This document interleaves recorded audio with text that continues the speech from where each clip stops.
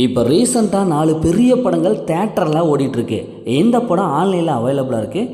இப்படி வெளிவந்த இந்த படத்தில் எந்த படம் பார்க்கலாம், எந்த படம் பெஸ்ட்டு, எந்த படம் சூப்பராக இருக்குது, எந்த படம் ஒர்ஸ்ட்டாக இருக்குது அப்படிங்கிறத நாம் இப்போ பார்க்கலாம். நம்ம இடத்துல கடைசி இடத்துல இருக்கிறது சந்தானம் நடித்து வெளிவந்த டிடி நெக்ஸ்ட் லெவல். இந்த படம் ஒரு வித்தியாசமான ஒரு ஹாரர் த்ரில்லர் மூவியாக வெளிவரும் அப்படின்னு சொல்லியிருந்தாங்க. ஆனால் படத்துடைய விமர்சனங்கள்லாம் பார்க்கும்போது இந்த படம் அந்தளவுக்கு ஒர்க் அவுட் ஆகலை.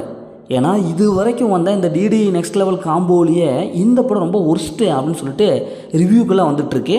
அதுவும் படம் பெருசாக போகலை. ஏன்னா திருப்பி ரிப்பீட்டட் காமெடியாக வந்துட்டுருக்கு. கதை அந்தளவுக்கு இல்லை, சிம்பிளாக தான் இருக்குது. எந்த இடத்துலையும் அந்தளவுக்கு ஒர்க் அவுட் ஆகலை அப்படின்னு சொல்லிட்டு விமர்சனங்கள் ரீதியாக பல கலவையான விமர்சனங்களை பெற்று நம்ம கவுண்டவுனில் கடைசி இடத்துல இருக்குது. ஸோ இந்த படம் ஒரு ஒன் டைம் வாட்சபிளாக தான் இருக்குது. நீங்கள் இந்த படத்தை பார்த்துருந்தீங்கன்னா உங்களுடைய கருத்துக்களை மறக்காமல் கமெண்ட் பாக்ஸில் கமெண்ட் பண்ணுங்கள். அடுத்ததாக சூர்யா சார் நடித்த ரெட்ரோ. இந்த படம் பயங்கரமான ஒரு எதிர்பார்ப்பை பெற்றிருந்தது.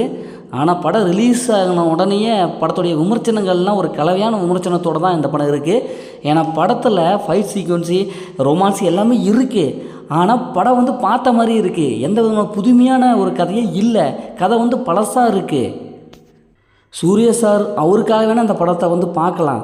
மற்றபடி படத்தில் எந்த விதமான ட்விஸ்டிங் டெர்னிங்கே இல்லை அப்படிங்கிற மாதிரி ரிவ்யூக்கள், பல கலவையான ஒரு ரிவ்யூக்கள் வந்துட்டுருக்கு.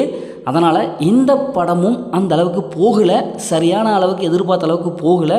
ஸோ இதுவும் ஒரு ஒன் டைம் வாட்சபிளாக தான் இருக்குது. அடுத்ததாக நானி அவங்க லீட் ரோல் எடுத்து வச்சா hit the third case.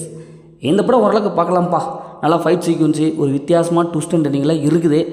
So இந்த படம் அந்த காம்போவில் வெளிவந்ததுலேயே இந்த படம் ஓரளவுக்கு நல்லா இருக்குப்பா அப்படிங்கிற அளவுக்கு ஒரு பாசிட்டிவான ஒரு ரிவ்யூ பெற்றிருக்கு. இருந்தாலும் ஒரு சில சீன்ஸில் சொதப்பினாலும் ஓரளவுக்கு உட்காந்து பார்க்குற மாதிரி இருக்குது அப்படின்னு சொல்லிட்டு ரிவ்யூக்கெலாம் கொடுத்துட்ருக்காங்க. அதனால் இந்த படம் ஓரளவுக்கு நல்ல படம் அப்படிங்கிற மாதிரி போன வாரத்தில் வெளிவந்த படத்துலேயே ஒரு ரிவ்யூக்களை பெற்றிருக்கு.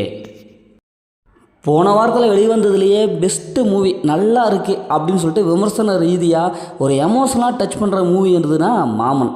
இந்த படம் உண்மையிலேயே குடும்பத்தோடு சென்று பார்க்குறாங்க. பழைய கதையாக இருந்தாலும் சூரியன் நல்லா ஒரு ஹேண்ட்ஸமாக ஒரு லுக்காக இருக்காப்பா, அதுக்கு அவருக்காக போய் பார்க்கலாம்ப்பா அப்படின்னு சொல்லிட்டு எல்லோரும் பார்க்குறாங்க. குறிப்பாக சூரியோடைய அந்த எமோஷனல் சூப்பராக கனெக்ட் ஆகுது. என்னதான் எமோஷனல் பயங்கரமாக ஓவர் டோஸு அப்படின்னு சொல்லிட்டு ஒரு சில சின்ன ஒரு குறைகளான ஒரு விமர்சனம்லாம் வந்துட்டுருக்கு. இருந்தாலும் இன்னமும் தேட்டரில் நல்லாவே ஓடிட்டுருக்கிற படம் எதுனா மாமன் தான். அதனால் மாமன் best of the movie, weekend best of the movie அப்படின்ட்டு நம்ம கொடுத்துடலாம். ஓகே, இந்த படங்கள்லாம் நீங்கள் பார்த்துருந்தீங்கன்னா உங்களுடைய கருத்துக்களை மறக்காமல் கமெண்ட் பாக்ஸில் கமெண்ட் பண்ணுங்கள். மீண்டும் அடுத்த ஒரு புதிய மூவி அப்டேட்டில் சந்திப்போம்.